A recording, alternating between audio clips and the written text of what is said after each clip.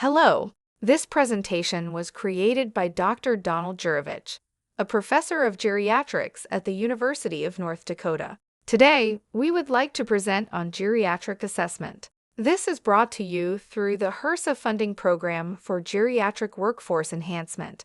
Our program is called Dakota Geriatrics. The objectives for this session are to identify with whom and when to conduct comprehensive geriatric assessment. Included in this is the assessment of functional ability. We will cover the performance of rapid geriatric screening, as well as how to conduct comprehensive geriatric assessment. We will also talk about routinely applying the geriatric 4Ms, identifying the rationale behind geriatric assessment, including both its economic impact as well as health outcomes impact. This is a picture of a windy road going to the horizon with the setting sun. It's somewhat of a metaphor for geriatrics. The latter part of life is represented by the setting sun. We have somewhat of a windy road to understand the aging process. Geriatric assessment is part of that process that we hope will clarify goals and plans of care for the last part of our lifespan. The topics that we're going to cover are the principles of geriatric assessment. We want to look at the different elements listed with the physical, through functional status elements of the exam. We also want to talk about the acute functional decline, usually that occurs after a hospitalization. We'll also spend a little time talking about quality of life issues and how they might be measured in the clinical setting. Some of the principles of geriatric assessment is that they can be applied across the continuum of care, outpatient setting, nursing home setting, assisted living, right on through hospital-based care of both medical and surgical units. This is performance-based. The assessments can be developed through self-assessment tool informants, such as a caregiver or family member. Through direct observation by the clinical provider, the approach towards geriatric assessment can be a screening type operation where it's targeted. If there's a screen positive result, you can do a deeper dive as these assessments are being done. Ideally, you would like to do them at one time, but you can also apply a rolling type assessment program. For example, you do a fall evaluation with one clinical visit, and then perhaps 3 to 4 months later you do cognitive assessments. The question is, why would you even want to do geriatric assessment? Part of the reason is that geriatric problems are common and, importantly, they're under-recognized and inadequately assessed and managed. Here's a few examples. Research shows that 85% of older adults with cognitive impairment go unrecognized. This is an audit of numerous primary care practices and also in hospitals. Problem lists you very rarely see. Cognitive impairment. You don't see delirium listed on the problem list. Also, in other areas of geriatric syndromes, the study found that only 10% of primary care providers actually ask if their older adult patient fell, and if they do, only a quarter of them actually document the fall. We've come to understand geriatric assessment as an opportunity to improve the recognition of geriatric syndromes. It also helps us through that recognition to improve management, either to prevent something like a fall or to prevent memory loss, as well as delay complications that might occur. If you have somebody that falls, you want to protect them from a future fall with injury. Overall, the idea of geriatric assessment is that it improves the healthy lifespan. We want to ask, does geriatric assessment actually work? You can ask that question from a health outcomes point of view in terms of better health, better care. If you have a business inclination, you might ask, does it lower costs or actually generate additional revenues? Where does geriatrics fit into the healthcare system, both hospital-based and outpatient-based programming? There's a series of reports that show you can achieve higher quality care at lower costs through a geriatric consultation service in the hospital.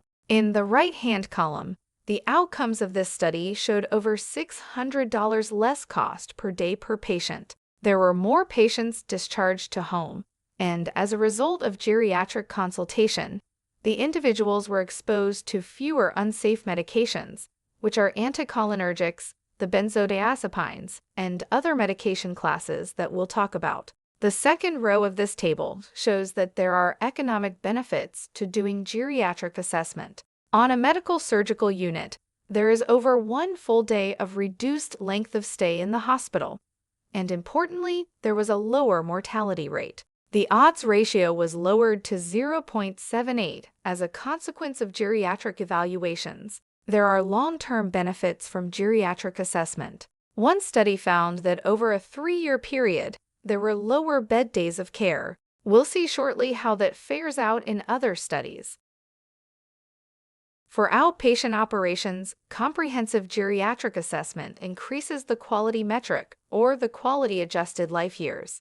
It also impacted primary healthcare costs. Home-based comprehensive geriatric assessment was found to prevent functional decline. In another study, it impacted the mortality rate and also reduced long-term care transfers.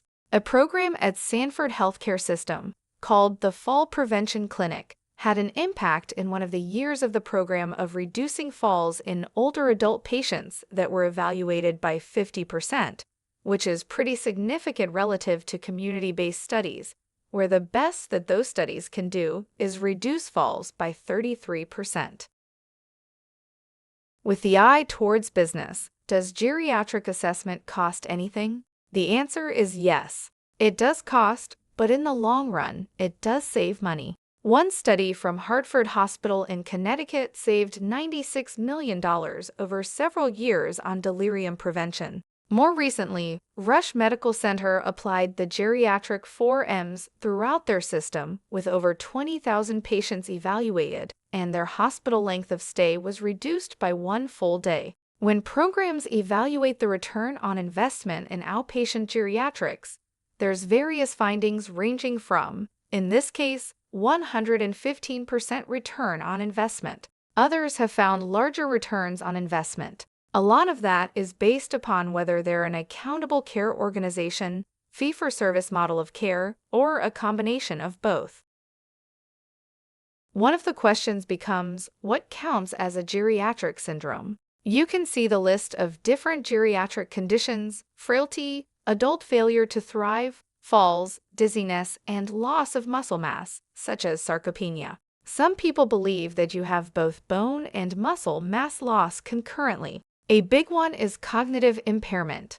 10% of all 65 and older individuals have some form of cognitive impairment. Fatigue often goes with frailty, sensory deficits, and disruption of our biorhythm that leads to sleep disorders, if not sleep apnea.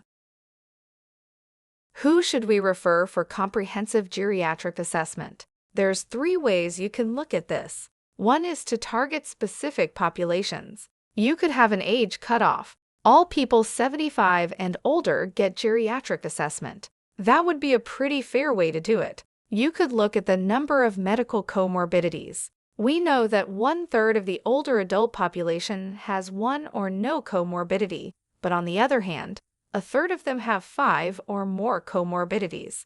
If you identify somebody with 5 or more chronic conditions, that might be the basis of a referral for geriatric assessment. Is there a change in status? This is an important hospitalization metric. It's often the bellwether for change in functional status. It really depends on whether the patient had a functional impairment before they were hospitalized or not. If you had a functional impairment before hospitalization, there's an 85% chance that you're going to acquire another functional impairment.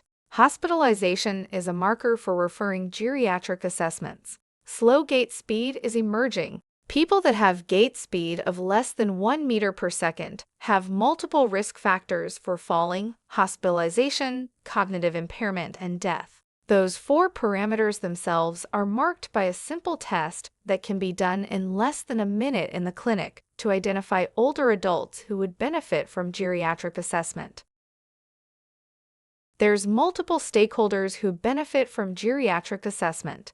Certainly, the patient who might achieve better function, both in physical and cognitive function. There have been many stories where medications were withdrawn or suspended, either anticholinergic or opioids, because the individual suddenly wakes up or gets rid of their cognitive cloud due to medically induced cognitive impairment. This is all part of the work of geriatric assessment. There's improved satisfaction uniformly when caregivers are asked, "How did geriatric assessment go?"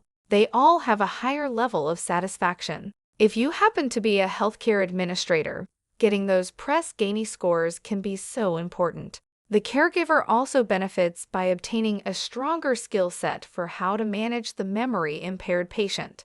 If you are in a managed care program, geriatrics helps those clinicians reduce acute care. Geriatrics also reduces future hospital recidivism, reduces future length of stay, also acute care use, such as emergency department use. There's a variety of clinical strategies for identifying older adults who would benefit from comprehensive geriatric assessment. In primary care, gait speed testing should be implemented in the clinic. Anybody that has a gait speed of less than 1 meter per second will get referred to the geriatric assessment program. Another way to identify older adults for comprehensive geriatric screening is to perform assessments around the 4 M's. What matters? Medications, mobility, and mentation. If any of those tests are screened positive, a referral to geriatrics would be warranted. With hospital screening, you can use age as a cutoff. Some people have a readmission score. A high readmission score would also prompt geriatric assessment and identification of specific diagnosis. If you have somebody that comes in with failure to thrive syndrome, cognitive impairment, delirium, fall history, any number of those findings would and should prompt a geriatric assessment consult. How does geriatric assessment occur? Generally, it's provider-initiated. Advanced nurse practitioners, family medicine, internist, or even a geriatrician can advocate for geriatric assessment. It typically is multidisciplinary based. Some geriatricians do it all themselves. It's best when applied through a multidisciplinary team.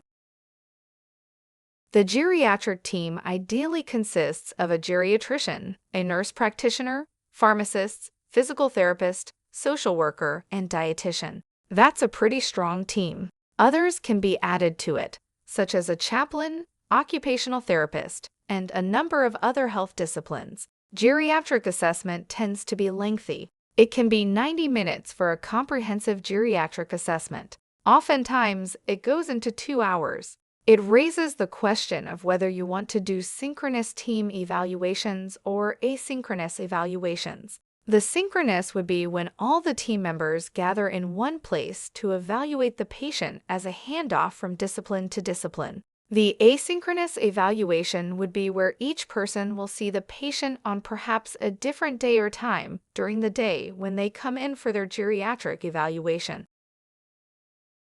The components are comprehensive for geriatric assessment, ranging from testing memory, mood, nutritional status, how are they doing in their environment, are they living alone without much social support, which would be the next value. The big element for all of geriatric assessment is functional status. We'll talk more about that as we go along. You want to watch out for bias in geriatrics. This poor soul that we see in the picture is just astounded by all these issues here that we see. Ageism, for example, that the patient attributes their problems to old age. Old age is not a disease. That's an important consideration. Nihilism, where a patient would rather not know whether they have memory impairment. They just want to avoid that because that may mean nursing home placement. There's the illusionary part of geriatrics where you have over expectations of lifespan. Many patients who are interviewed for end-stage heart failure or end-stage terminal cancer uniformly think that they have more life expectancy than reality would dictate. It's usually twice as much to 3 times as much. Family members often share that. If you have somebody that's terminal with no more than 6 months of remaining life expectancy with heart failure, typically they'll report that they think they have 2 to 3 years yet to live.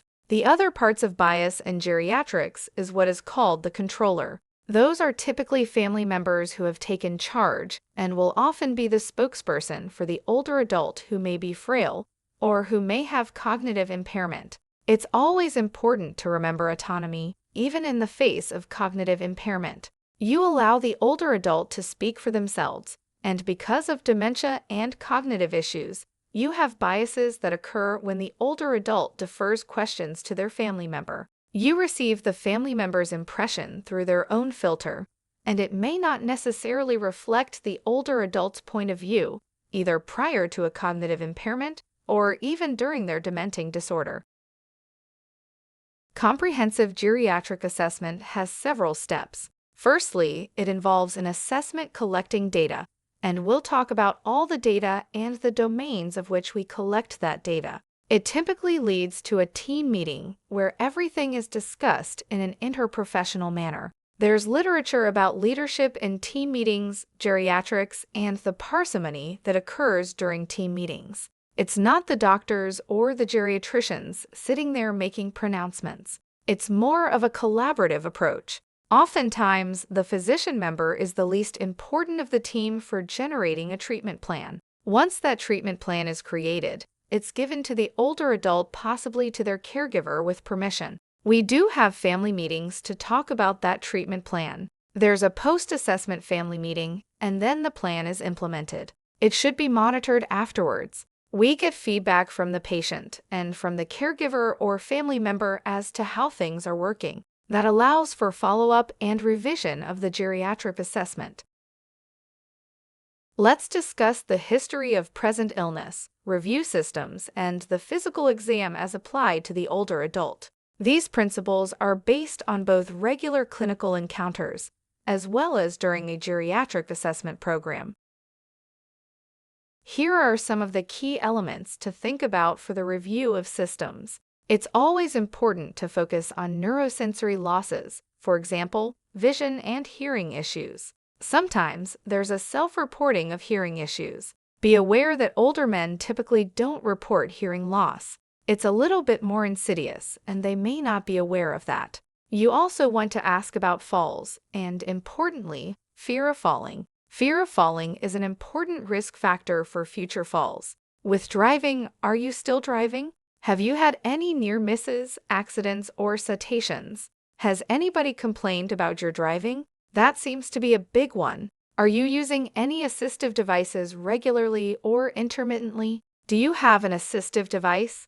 Some might have a walker but never use it. That's an important question. Another important question is, if you got into trouble or if you had a problem, who would be your go-to person for help? That will reveal a lot as to whether the older adult identifies as a lone ranger who has no social support systems versus somebody who would call their daughter or have a lifeline device. We also want to ask the older adult whether they're doing okay financially. Ask them about any urinary problems, frequency, nocturia, and so forth. Also, ask about fatigue, particularly if they are walking. Do they get tired while they're walking? Short of breath? With sleep issues, how soundly do they sleep? Do they have problems getting to sleep or maintaining their sleep? A really important issue in geriatric assessment is to identify what matters to the older adult. That drives just about everything else. You want to identify if they have any form of advance directives. Mostly around the country, individuals will fill out a physician order set for life-sustaining treatment, or the so-called POLST. That's important as to whether they've done that, but that's more for acute care problems and the do not resuscitate status. In the nursing home, everybody wanted to know if a patient got into trouble, what was their DNR status. That's imperative at the moment of an urgent condition, but more importantly is what really matters to the patient. That can be generated, for instance, from the Stanford Letter Project. The Stanford Letter is a guided essay that the patient writes and describes things that are important to their life, such as taking care of a grandchild, seeing their grandchildren, or perhaps traveling. If somebody loves to travel and wants to keep traveling, you focus on functional mobility. Any impairments they may have with either pain control from arthritis or lack of mobility would be an important issue for them to consider during their geriatric assessment.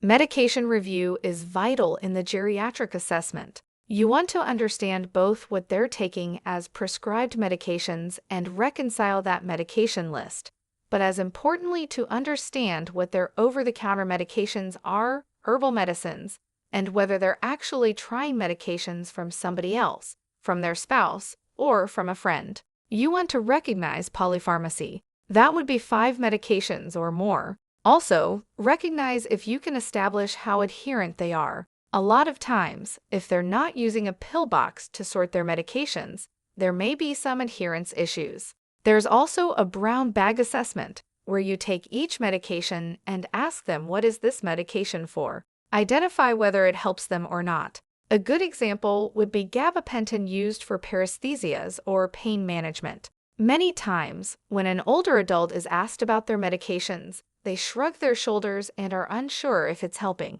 That would be an inroad into further medication review and management. There are tools of assessment. The 2 that are most known and are most used are the American-derived Beers list that was derived back in 1991 by a geriatrician by the name of Dr. Beers. Another tool of assessment was started in Ireland, which is called the Start-Stop program. Here's an example of some of the stop criterion for possibly or potentially inappropriate medications. You can see here proton pump inhibitors, aspirin with no history of any vascular symptoms. A big one is benzodiazepines, and so forth. You can see that there's a whole list of different medication types that would be potential opportunities for discontinuing in the older adult. The Beers criterion has been adopted by the American Geriatric Society as the go-to tool. You can get this from the American Geriatric Society. It's a pocket tool, and it's somewhat of a category of different classes of medications. It also talks about specific organs. Cardiovascular medications, for example, would be reviewed as some of them that are adverse bottom-line cardiovascular problems or medications. When you have a combined alpha blocker and a beta blocker that causes a lot of issues with syncope and orthostasis. One of the axioms in geriatrics, for instance, that's represented in the Beers criterion to avoid combination therapies that have alpha and beta blockade. The other assessment that we do includes the basic ADLs. You have things like toileting, feeding, transferring, grooming, dressing, and so forth, that need to be evaluated in terms of whether the individual older adult needs either minimal assistance or maximal assistance for any of these functions. We also want to review the instrumental activities of daily living. That includes shopping, the ability to use a telephone, housekeeping, and transportation issues. Can they get around? Do they cook for themselves or have meals prepared? Can they do laundry? Do they take their own medications? Can they conduct their finances? There's a pecking order of these instrumental ADLs that decline within either increasing age or with cognitive impairment. Most people find that with memory loss, finances really become one of the key issues. For functional status for a population, you can see that at a certain age, everybody is able to do all of these functions. Over time, individuals lose their ability to function fully on their own. They may enter into a phase of what we can see in this gray zone of frailty. This transitions into frank disability. The goal of geriatric assessment is to move these arrows, the purple scale or blue scale, up to a higher level of capacity. This slide shows that for instrumental activities of daily living, there are different trajectories that occur with different diseases. In this dark blue, the cancer, as it progresses, can have a very precipitous decline in functional activities. Acute hospitalization can lead to a sudden drop in activities of daily living and instrumental activities of daily living. You can see with the orange dotted line that there's an undulating roller coaster type effect. Heart failure is classic. People lose their function with an acute exacerbation of the condition, and then they get better, but not as much as they were before. As a result, they have another acute exacerbation, and their function goes down in a sawtooth fashion. Individuals that are frail, as seen in the green graph, also have an undulating course, but it's more of a steady drumbeat of a decline that ultimately results in death. Of course, the dotted blue line represents that 6-month period where hospice might be an important intervention. As we do our geriatric assessments and get more towards the physical exam part, we want to focus on neural sensory changes, both vision and hearing. It's important to ask about how people do for everyday tasks. Are they driving? Have they had any issues? Do they limit their driving to just the daytime? How about watching TV? Can they hear the television? Are they using closed captions or not? What about reading? That ends this first part of geriatric assessment, and we will proceed with another session for part 2.